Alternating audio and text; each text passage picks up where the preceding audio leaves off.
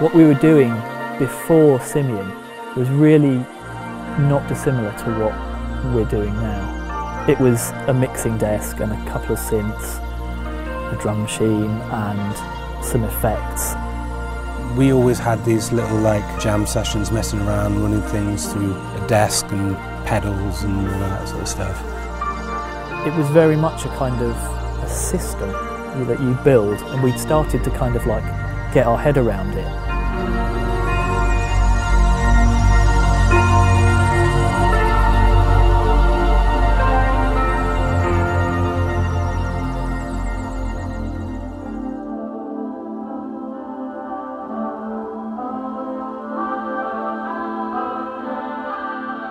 We've got a quite weird relationship with vocals. Jazz especially doesn't really like them at all. I obviously work with them quite a lot in singer-songwriter fair, so I don't mind the human voice so much, but Jazz literally would never buy a record if it's got a voice on it.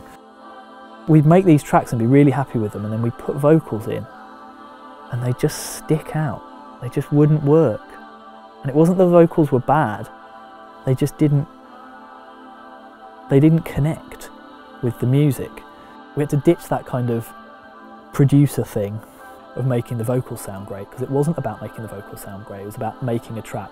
And in order to do that, you had to be unkind to the vocals. And it's something that we certainly took with us into Murmurations.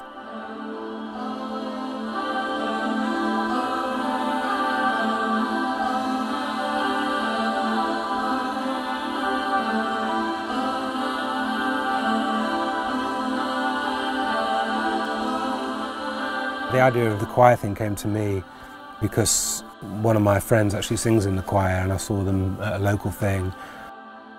That was at the time that we were actually having this conversation about how we could possibly involve vocals.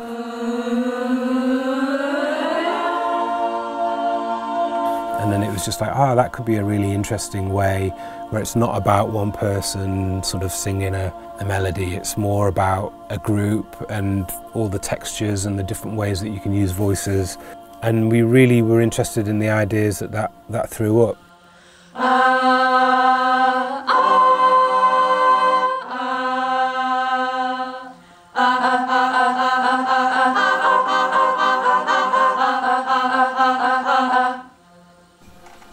Going between an O shape and an R shape, so O is quiet and filtered down, and then open up to a louder R shape.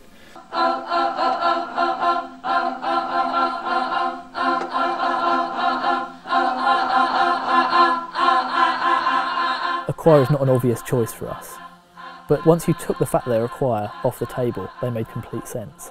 And when you put the fact that they're a choir back on, you go, okay, well, we're going to do a record with a choir. Let's see what happens.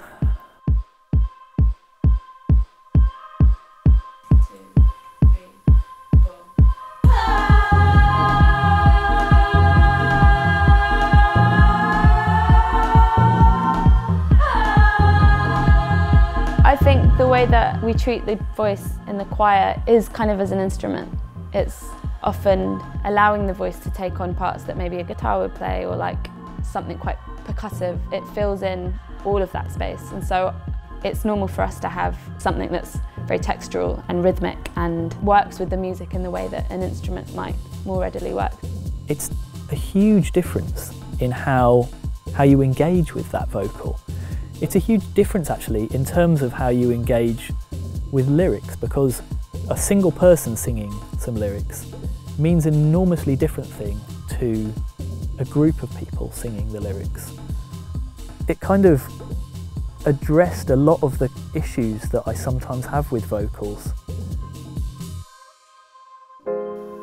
I will protect you, stand in the way.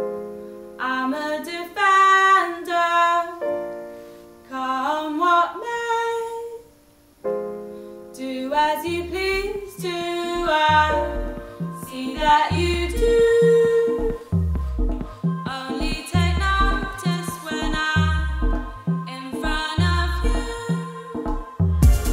Let me stand near you instead.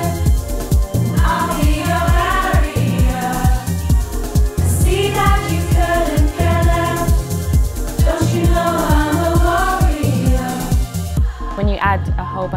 voices in, it kind of elevates it. Not only sonically does it sound like bigger and more powerful, but it also in terms of the meaning of those words and how that melody or the lyric feels when it's carried by a group of people. It suddenly becomes like a communal sentiment.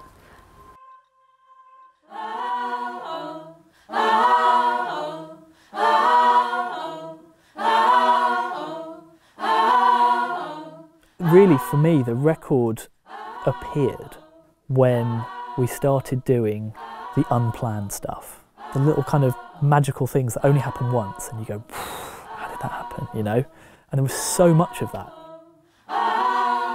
We recorded the lyric and the melody that myself and Eloise had written, but there was a lot of time where we would sort of just ruminate in the chords that those songs were in. You'd ask them to do something absolutely non-choirish, and they just do it. They were like, yeah, we can do that. We can just swoop up and down, or, you know, like whooshing noises or whatever.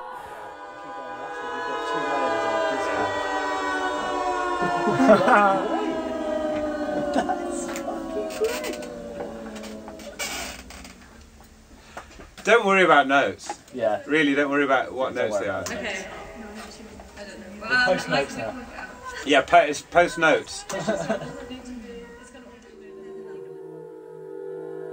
It was not really important that any one of them was in tune. It was important that they were listening to each other, because it's the process of them hearing their neighbour like change note or something, and them just naturally harmonising with that person. And so when they were doing these kind of procedural things, the sort of natural musicality of the choir just kind of came out.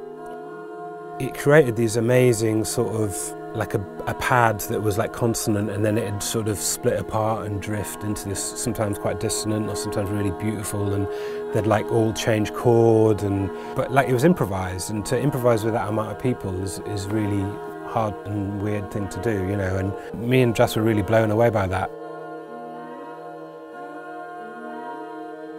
And that's where the name of the record came from, because James and I were sat in the control room and we were talking about how it's like how flocks of birds move.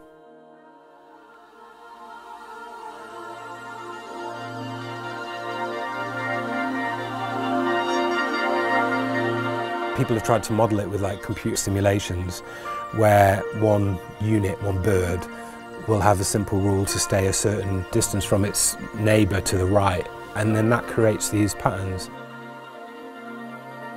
And that whole idea is like the kind of key to the album for us. You know, that was like the theme that we grasped onto. That was where like it started to become chaotic in a beautiful way, and that does relate really strongly back to programming.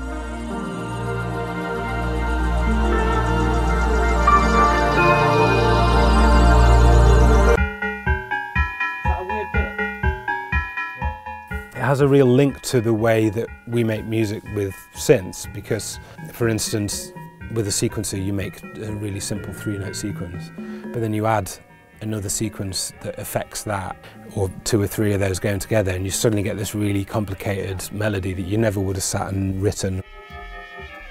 All of a sudden it was like, I can see like this and a synth can speak to each other. It can form its own little universe.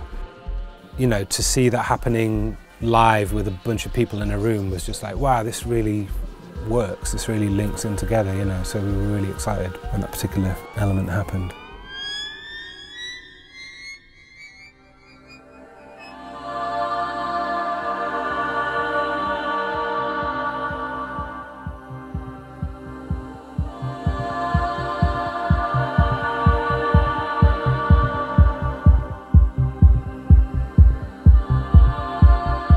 We have always wanted each live show to be as live as it can possibly be, you know, and we sort of thought no one would care or notice even, but I think it gave the live show an extra dimension and made it more sort of different every night and more organic, and I suppose, you know, the Barbican show is kind of the culmination of all of that, but then plus a load of other random elements that we can't control. And then there's also the visuals, which is a ludicrously Heath Robinson setup. I think it might even be more risky than our stuff. It is probably the most complicated, technically extravagant, insane setup I've ever worked with and maybe will ever work with. Chris Parks is an artist and scientist who is able to mix fluids, pigments, chemicals and substances at a microscopic scale and create very, very tiny fluid events, which when viewed through very, very scientifically advanced long lenses, appear as if they're taking place over vast expanses of space. What I've seen of it so far, it looks like galaxies exploding or, you know, sort of cells multiplying. It's pretty amazing stuff. This setup of very, very complicated cameras and dishes had to remain in his studio, so we had to figure out a way to transmit what we were doing into the Barbican during the show. If you were to draw a diagram of the communication lines, it's a spaghetti tangle of Skype, telephonic, TVIPs, high-speed feeds, splits, like you would never imagine.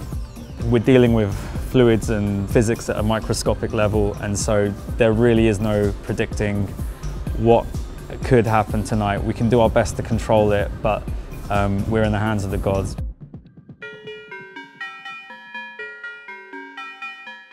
I think the energy of something being actually created on stage for the first time and maybe the only time has an indefinable energy that translates, I hope.